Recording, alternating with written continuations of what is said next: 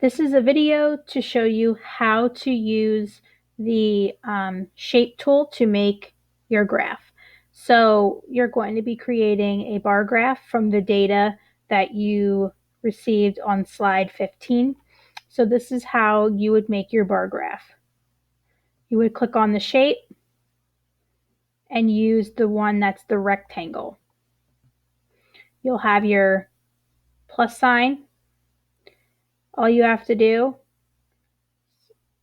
drag it straight up to whatever number you want it to be. Maybe it's 70, and then drag it over so that it fits, and it will make the shape for you. If it is Reading, which is your location, it'll be red.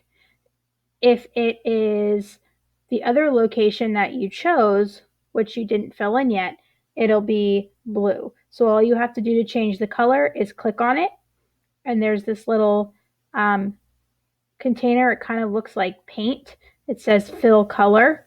If you click on it, you would choose blue, and now your graph is finished for January of 2017.